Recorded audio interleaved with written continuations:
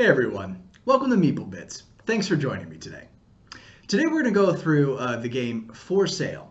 And I didn't really prepare a whole lot in advance for this video. And if you've noticed anything about the videos that I've released so far is that I do things pretty just straightforward, off the cuff, pretty uncut, I guess. So anyway, I'm going to pick up the box, read what we're doing today, which is For Sale, a game designed by Stefan Dora, published by, who is the publisher of this game? Oh man, where is it? There it is. Griffin Games, for 3 to 6 players with a playtime of 20 to 30 minutes. So join me as we set up and play through this brief, this kind of short filler type game, For Sale. Hey everyone, welcome back to a setup and playthrough of the filler game For Sale. So before we begin, let me address the different components so that you understand the game a little bit and what you're working with. There are the coins or the currencies, which are in 1,000 and 2,000 denomination. There are the property cards, 30 of them total, numbered 1 through 30. And then an equal amount of value cards, which you then later sell your properties for. These are in different currencies valued at 0 to 15, skipping 1,000, and there's 2 of each kind, or of each value. To set up the game, in a 3 and 4 player game, you're going to give each person 2 2,000 coins and 14 1,000 coins. In a 5 or 6 player game, you're going to give each person 2 2,000 coins and 10 1,000 coins. So you're going to distribute out the coins to all players that are around the table. In this one, we've dealt it for 3 players. And then you're ready to just jump in and start playing.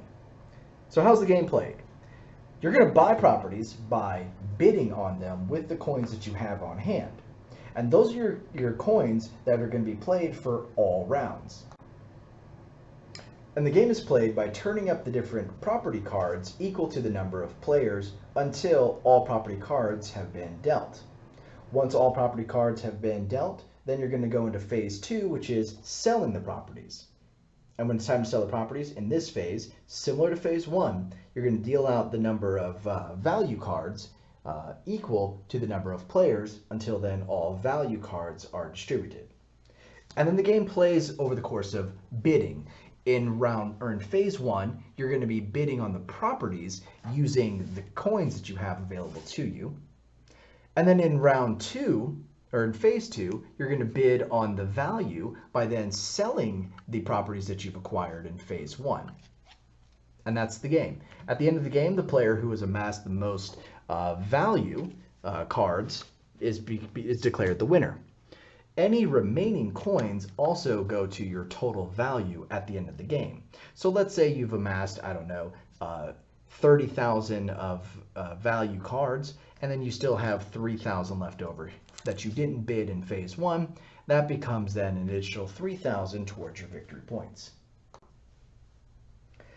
So how the phase 1 bidding is going to work is the book says that the person with the largest house is the first player. But again, we like to use an app to generate who the first player is going to be. But the first player is then going to bid whatever amount that they choose for whatever cards are out. So just as an example, and then I'll probably use this as I dive into the playthrough, let's draw up the 3 cards that we would bid on. So player 1 would begin the bidding with, 1,000 or less, or they could just pass their turn and take a card and not bid anything. That is always an option for you to do. But when bidding, the next player, so let's say player 1 were to bid 1,000 to be the player that gets to choose first in the hand. Then player 2, when it goes to them, they must bid at least 2,000. You may bid whatever you want, but you must bid at least 1,000 greater than the current bid.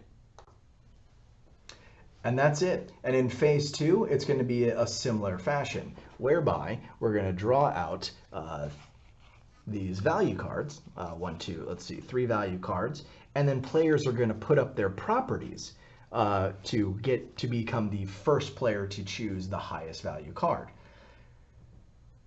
So when you put up the property, it acts then as sort of your bid. So you're going to want to try to figure out what you think the other players around the board might end up putting up for that one. So if you've got, say, a 1 in your hand, you want to try to use that strategically. Or if you have a 30, that's kind of like, I'm going to definitely win this hand. Anyway, guys, that's the components and that's the setup. So let's go ahead and dive in to see what a couple of turns look like. Then I'm going to just sort of pause it and then distribute out the cards to everyone so that you can see what phase 2 looks like. So diving in, looking at the hand that's out here right now, and this is player 1, player 2, player 3, there's a 9, a 5, and a 17. Not an amazing draft, but there's a pretty large spread between the two here. So you know what, I'm going to open the bidding at, say, 2,000 coins. Now remember, I have to bid relatively strategically because in this game there's going to be, let's see, 3-player game, 30 cards, there's going to be 10 rounds, and I'm going to need all these coins to bid on future rounds. Player 3 is going to say, you know what, I really want that 17, so I'm going to bid and put up 3,000. And I should have probably explained this a moment ago, guys, so let me go ahead and put it out there now. Whatever you bid, the player that wins the bid pays the full price. Everyone else that has put up a bid gets to keep half, rounding down, of their money. So example, if this person were to bid, say, 3,000, and then this person, you know what, says, you know what, in this one, I'm just going to go ahead and take the lowest card. So they're going to draft this card into their hand. And then player 2 is saying, you know what, now it's between you and I. I'm going to one-up you and go to 5,000. I'm going to try to elbow you out of this one. And then player 2 is going to say, all right, you know what, you can have it. I'm going to take this 9 into my hand, and then I'm going to pay the 2,000. Again, you're going to divide by 2 and then round up when paying for it. So this person would then put 2,000 into the pot, taking 1,000 back into their hand, whereas player 1 would have to spend all 5,000 coins. But they get a 17 for its cost. And then we're going to draw out the next 3. Wow, okay, pretty solid spread once again. All players are going to start bidding. So I'm going to open the bidding here on player, the person that opens the bid is the person that won the previous hand. So I'm going to open the bid on this one at 3,000. Player 2 is going to say, yeah, you know what, I like that. I'm going to go for 4,000. I really want that 30. Player 3 is saying, man, well, I got a low number the first time, but I like that 30 that's out there. So yeah, you know what, let's go 6,000. Now it's back to player 1. They've already got 3,000 up, so they have to put at least 4,000 more, which they're going to do. So 4,000 into the pot. Now it's 8,000 at minimum to player 2. So they get to decide, all right, I've already put up 4,000. I'm running pretty low here. You know what? But I need to have the other players pay maybe just a little bit, because I don't want player 2 to get an 18 for what would essentially be 2, 4, 6 for 3,000. So the strategy on this one, I am going to up my bid to 8,000. So 2, 4, 6, 8,000. And then this person's going to say, you know what, guys, it's getting a little too rich for my blood right now. I'm going to go ahead and bow out. I'm going to forcing them to pay 3,000 to get a crappy little 8. Now back to player 2. You know what? I think I'm going to bow out. I'm going to let you pay the 8,000 for that 30. So I'm going to pay half of my coins, 2, 3, 4, 5, 6, 7. So I got to pay the 4, keep the remainder of 3, take the 18 into my hand. And then this player gets the 30 for the full cost. And then draw out the next 3. Or draw out the next equal to the number of players. Anyway, guys, you get the idea of phase 1 and what it takes to bid and acquire cards. So what I'm going to do is I'm going to randomly deal out the rest of the property cards to the players, and I'm going to let everyone keep 1,000 currency in their hand. and then we're going to do the same thing for the next phase. So stay tuned just a moment. You're going to see a pretty sharp edit on this. And welcome back to my incredible editing job. So in phase 2, we're going to do similar to what we just did in phase 1. We are going to draw up 3 value cards equal to the number of players. And then the players are then going to bid with their properties to be the person that gets to choose the highest value. So in this one, we got a 13, a 12, and an 8. And then looking in my hand of what I was randomly dealt, I got some pretty okay stuff. And you know what? An 8,000 isn't too bad to get stuck with. So you know what? I want to put up just my 3, my crappy little welcome mat in front of a sewer. So you put it face down in front of you as your kind of declaration. And then let's see what player 2 has. Okay, so player 2 got that 30, as we know. They're looking at the 12 and the 13 and saying, okay, what do I think the other guys are going to put up?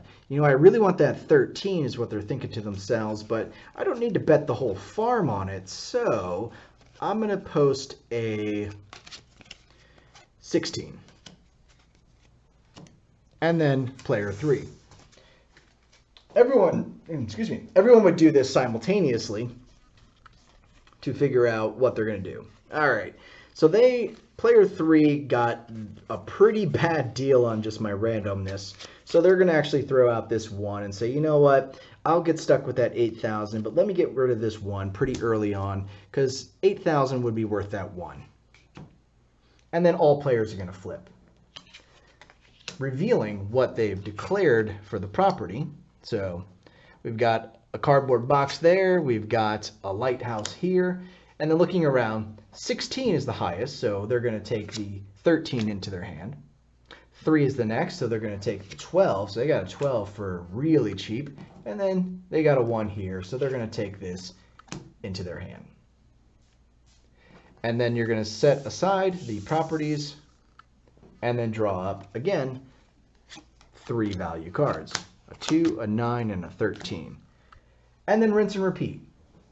Anyway, guys, that's for sale. I hope you enjoyed it. Stay tuned for a moment while I clean up the table, and I'll give you my quick afterthoughts on this little game. Hey guys, welcome back. I hope you enjoyed that brief setup and playthrough of the game For Sale.